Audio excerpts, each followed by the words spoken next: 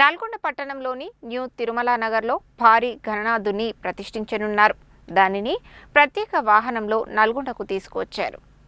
నల్గొండ పట్టణంలోని new Tirumala Nagar colony road number 2E గత కొన్నేళ్లుగా గణేష్ నవరాత్రి ఉత్సవాలను ఘనంగా నిర్వహిస్తూ వస్తున్నారు. ఈ ఏడాది సైతం ఉత్సవాలను ఘనంగా నిర్వహించడానికి ఏర్పాట్లు చేస్తున్నారు.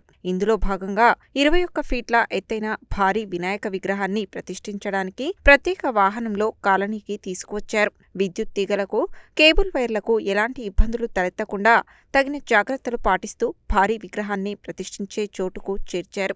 ఆకర్షణీయంగా ఉన్న విగ్రహాన్ని చూడడానికి కాలనీవాసులు పెద్ద సంఖ్యలో వీధుల్లోకి వచ్చారు. తమ కాలనీలో ప్రతి సంవత్సరం వినాయక నవరాత్రి ఉత్సవాలను ఘనంగా నిర్వహిస్తామని ఉత్సవ నిర్వాహక కమిటీ సభ్యుడు సముద్రాల వెంకటేష్ గౌడ్ తెలిపారు. 5 సంవత్సరాలుగా నవరాత్రి ఉత్సవాలను వైభవంగా నిర్వహిస్తున్నామని చెప్పారు. తిరుమల నగర్ వీటి కాలనీ ఈరోజు ఆగమనం చేసినాం. చాలా ఘనంగా చేసినాం. ఇది 5వ సారి పెడుతున్నాం. 21 ఫీట్స్ వినాయకుడిని తీసుకొచ్చినాం. ప్రతిసారి ఘనంగా పూజలు చేయడం జరుగుతుంది. వినాయక చవితి పండగ అనేది హిందూ సంప్రదాయంలో మొదటి పండగ, చాలా గొప్ప పండగ.